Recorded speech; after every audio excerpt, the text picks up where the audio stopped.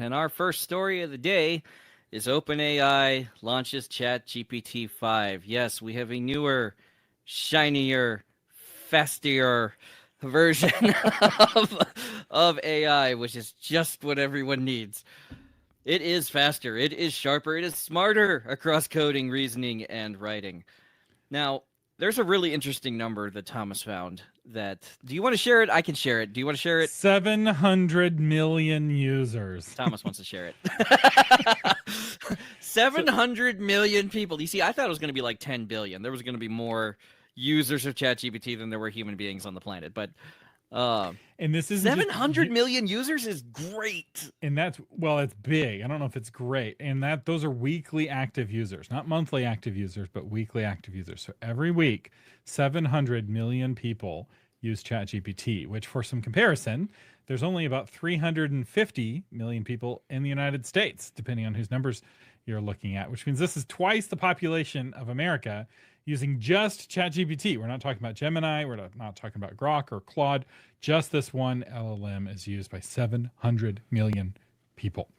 So everyone is using AI, which is why Now, the story is so important because ChatGPT is the most popular of all of the AIs in right, terms of total right. users. Right now, this is the Walmart of AI, at least Walmart in the 90s. Everybody is going to Walmart to get their stuff. And right now, free users are getting basic GPT-5 access. So even free users are getting access to the new model. Plus, subscribers are getting higher usage limits and access to Pro.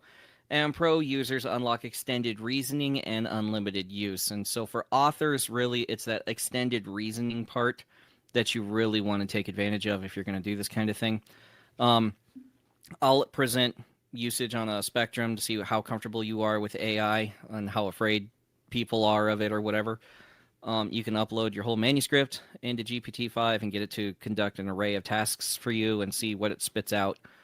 You can get marketing, ideas and, potential story bibles or whatever it is that you're looking at. I'm currently workshopping my Exorcism of Tiny Tim book, and I'm finding out all kinds of stuff about 1870s London, based on the other elements that I'm putting in, which is involving ancient Egyptian mythology. So it's spitting out tons of very useful information, and it has good ideas, and it also makes you feel really good when you throw in, another prompt in there, like, oh, well, what kind of bird would this be used here? It'll be like, brilliant, that's a great idea, and it makes you feel really good about, suggesting something else to it. So I watched the announcement that OpenAI put out about this model. And what's interesting about ChatGPT 5 is that it's the first AI announcement in a long time to actually mention writing in the announcement. So in the Grok 4 announcement, at no point did they ever mention writing stories or speeches or eulogies or anything. It was all about research in science and programming. And typically when you watch these updates, all they care about is the developers, because the developers are the ones who are spending the most money on AI tokens right now through the API. But OpenAI claimed to make improvements to the quality of the writing, and in my initial test, that seems to be true. So it's a better writer. So if you're actually using ChatGPT to help you with writing, it is better. The biggest improvement in ChatGPT 5 is a branding improvement. So gone are the days of 01, 03, 04, 40, 04, and 40 mini. But it's All of so which, understandable. and 4.1 and 4.5, all of which were all available all at the same time, and none of them were the best overall, right? So you think, oh, 4.5, that's the biggest number. Is that the best? No, it's only the best in certain tasks. 4.1 is better at other tasks. They've gotten rid of all of that, and now it's just 5. Now, in some ways, this is good because we've gotten rid of the confusing branding, but they still have all of these different models running under the hood. So it's kind of like when you switch to USB-C and all the plugs were the same, but the cables don't always work, because is this USB-C with Thunderbolt? Is this USB-C with fast charging? And so it kind of moves where the problem is. Now, I'm waiting for ChatGPT Vista personally. now what they promise is that it will detect whether or not you need reasoning or not, and these kind of other modes, and then it will kind of step in. In my initial tests, it's not particularly good at that. And so if you're paying for it, you can manually force it to use that smarter model, which is GPT-5 reasoning, which you may want to do. But I've been testing this all day. I've been doing prompts in GPT-5 and then those same prompts in Grok 4 and kind of running them against each other. Grok 4 was the previous leader in all of the benchmarks. If you go to the benchmarks right now, it's split. So GPT-5 is winning in some benchmarks. Grok 4 is winning in some other benchmarks. There was some very horrendous charts where I think they used ChatGPT to generate charts that were hallucinating. And one of the charts that ChatGPT-5 hallucinated was on the fact that it hallucinates less. And that was in their actual presentation. I'm okay. So all of X has been roasting OpenAI all day today on their crimes against charts, because there is like cheating with charts a little bit where like you don't show 0, so it makes changes look more significant than they are. And then there's just straight up lying with charts where like some numbers are showing to be bigger than other numbers, even though it's the other way around. So I would not use GPT-5 to do charts. They're like, this is a PhD level assistant. It's like, I think that PhD may have plagiarized some of those assignments. It's the dog sitting in the fire. This is okay. Yeah. So what this means is that Xbox is now the king of confusing naming. There was a rivalry between who had the worst naming conventions. Xbox Series S 1 or Xbox One Series S. Now Xbox is back on the throne with confusing names. ChatGPT now just has 5, and I expect they're going to keep it this way. So, 3 months from now we'll get 5.1, and then I hope they 5.2. do Chat G, lowercase g, PT. So that's like super impossible to figure it out. Yeah.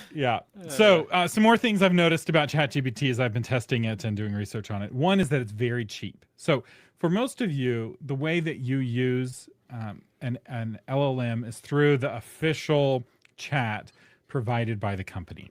So you go to chatgpt.com to use OpenAI's models. You go to grok.com to use xAI's models, etc. But for those of us who have to pay for tokens, so like I do through some of my Patron Toolbox tools, ChatGPT is way cheaper on a per token basis, and it's way faster. And so in some ways, instead of being smarter, it's just way cheaper. So it's closer to the Gemini pricing and even cheaper, depending on which of the GPT-5 models you're using, even cheaper than Gemini. So that is, if you're using the API, which I realize for most of you, this is too technical, so I'll move on quickly. But if you're using the API, GPT-5 is a price cut, and a significant price cut, potentially depending on which of the other models you were using. And so I will say this in terms of its performance, a lot of the things that people are really excited about features-wise in terms of the ChatGPT app were features that we've already had in Grok since Grok 4 or earlier. So people are like, wow, there's an answer fast button. That's so cool, because if it starts reasoning a whole lot and you just want a quick answer, there's a button you can click and get a quick answer. Well, Grok's had that for a while. So in Is my there an experience, answer fast button on you, Thomas? Does AI Thomas have that button? oh, you cut me deep. You cut me real deep. So if you're the kind of person who always uses the best model available and you just switch from Claude to Grok to Gemini to GPT, this is a very small improvement. But if you're married to ChatGPT like Jonathan is, and you don't use any of its competitors, then this is a big step up for you, especially if you've been using 4.0 primarily. One man, one woman, one AI, just like God intended, Thomas. So the big question I had, and this is one of the most important things for authors, is the context window. The context window. So why does the context window matter? If you want to say upload your book and then get questions or build a compendium off of your book, the context windows really matter, because as you fill up your context window, it starts to vectorize the data, which I guess the best way to think of this is like compressing a JPEG where it gets blurrier, which means that the kind of like asking about details, like when was such and such character born, that kind of information, which is exactly the kind of information you want to get, is exactly the kind of information you can't get Right. once the context window gets exceeded. And But it will lie to you and it will make stuff up. right. And so the faster you fill your context window, the faster it will start hallucinating, which gets really frustrating, Right. especially if you're using it for your own book because you know what the truth is. So you can spot the hallucinations right away. Unless So you didn't write your book. nobody's advocating for that. So ChatGPT has a 400K context window, which is fairly large. It's bigger than Grok and Claude, but significantly smaller than Gemini. So for big compendium tools, all of the compendium tools in the Patron Toolbox all run on Gemini. I'm not moving them over. Gemini supports up to 1 million context tokens. And maybe like, well, that's way more than you need to upload a book. It's like, well, you need context for more than just the book. You need the context for the reasoning. You need the context for all of the in and out and back and forth. And if you want it to pass that needle in a haystack test, you don't want to be pushing it to its limit on the context window. So this is, I think, the biggest thing for authors that nobody's talking about is context windows. And we need bigger ones. Authors and programmers both have kind of similar needs when it comes to context windows. I will say I played around with the search mode, and I much prefer the Grok for search to the GPT-5 search. It is not very good at discriminating between quality sources and high quality sources and low quality sources. So I was looking up some publishing news, and it cited some location. It just said homepage. It's like, who has such terrible SEO that their homepage is called homepage? So I click on it, and it was some publishing news website that was by some anonymous person. Every single thing was just AI generated articles. And it's like, this isn't a source. this might be useful, like a Wikipedia page, but it's like, this isn't the kind of source I want my AI using to generate a report for me. This is birds throwing up in each other's mouths back and forth. And I don't see that sort of mistake made with Grok. That said, OpenAI's GPT-5 also has a like deep research mode. It's like a research report mode. And I ran a report on that I posted to authormedia.social that you can check out. So if you go to authormedia.social on the publishing tab, I did an analysis on Spotify's audiobook royalty program compared to Audible's new royalty program. So both companies have recently launched a new audiobook whole offering, and it compares and contrasts the offerings, what it means for authors, where they came from, and it's actually a shockingly good analysis. So, but it took like 10 or 15 minutes to generate. So I was like, generate this report. It asked me some questions, which I thought was really smart to clarify. So it did its research in the right direction. And then I went and took a shower. And I came back from the shower and I had this big, long, 3,000 word report. You can check it out if you'd like to. That kind of report I can see being very useful for an author who's doing research on 18th century tavern culture, right? It's like my adventurer is walking into a Victorian tavern. What's it like, right? Give me a report. What kind of songs are they going to be singing? Are they going to be smoking? What are they eating? And so it's really good at that kind of question and answering. So a little commercial from Joanna Penn. She does have a webinar called the AI Assisted Artisan Author, which helps you discover how to work effectively with AI tools to improve your writing process and your author business. If you are interested in learning more about how to incorporate AI tools into your author business, not so much on the creative side unless you're doing research, but more on the business side, on the marketing side, Joanna Penn has really been at the forefront. Well, she also teaches this. on the writing side. So I paid to go to one of these webinars she did earlier. And I really like her approach here because you can't have a course on AI because it takes months to put a course together. And by the time the course is finished, it's already out of date. Yeah. Because, if I published a book on ChatGPT last week, it would have been talking about GPT 4.5 and 4.1 and when should you use O3, and none of that matters anymore. And so nobody does a better job than Joanna with staying on the cutting edge of stuff. And I have affiliate links to both of her webinars. I really encourage you to go to those. I have an episode I'll be doing with her on novel marketing soon on GPT-5 specifically. But those webinars, you get, it's not just the training, but you also get a bunch of prompts. It's really good overall training on not just how to use ChatGPT, but how to do book trailers and basically every different kind of AI tool she touches on, from the writing into the promotion to the research. It's There, very solid. yeah, there are basic baseline things that you use tools for, right? I need to build my house, and whether that's with hammers and screwdrivers or power drills and laser levels, they're accomplishing the same thing that you need. It's just understanding the new and updated tools that could make it faster. Right. Okay, so if you're looking at a course or a webinar from a baseline, how to understand how a source works, what Thomas is saying, what's a good source to look at, then you can attend those kinds of webinars that tell you here's how the tools are operating on common sense tactics or common sense strategy to make you more successful.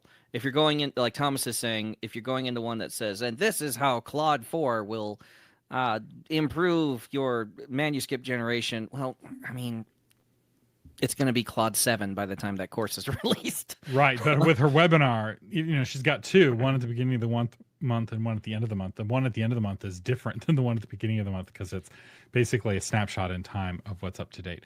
One final thing on GPT-5 that's important, and I haven't had a chance to test this yet, but they're using an entirely different approach to safety that actually could really negatively impact authors.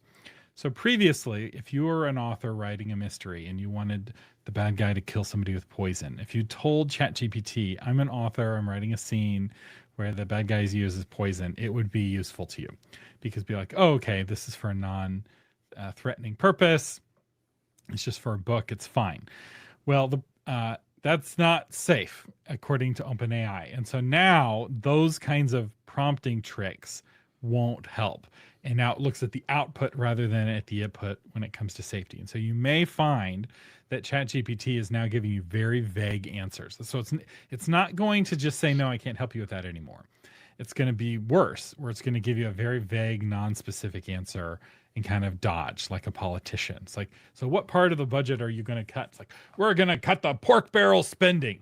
Right. But which pork barrel spending? The unnecessary pork barrel spending. Right?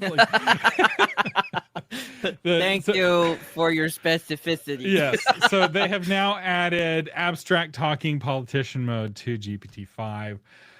You may find that the other AIs are better at research, but this needs to be tested. I didn't really know how to test this, and I didn't have time. I don't write murder scenes, so if any of you are mystery novelists who use because I talk to a lot of mystery authors who will use AI extensively for researching. It's research advancement, yeah. Right? And another thing, and maybe I could test it on, is gun details. Right? Will it talk about the Sig Sauer P320 and whether or not it will shoot itself or whether it's drop safe? So some of us are doing research on how many times does a bullet ricochet when it hits a zombie who's been rotting for 3 days. And so that's actually a perfect example of when you really want the AI to take this seriously and pull in all of this medical research and give you a really specific answer and not kind of blow you off and not laugh at you. Because a lot of experts, if you're want to sit down with a medical doctor and be like, okay, so this zombie's been rotting for 3 days and a bullet ricochets off, how many times will it ricochet? They're like, this is what you want to ask me about? But if you want to get that sort of thing correct, then it may be irritating. Now, when it comes to jailbreaking an AI and having more flexibility and having it nag you less,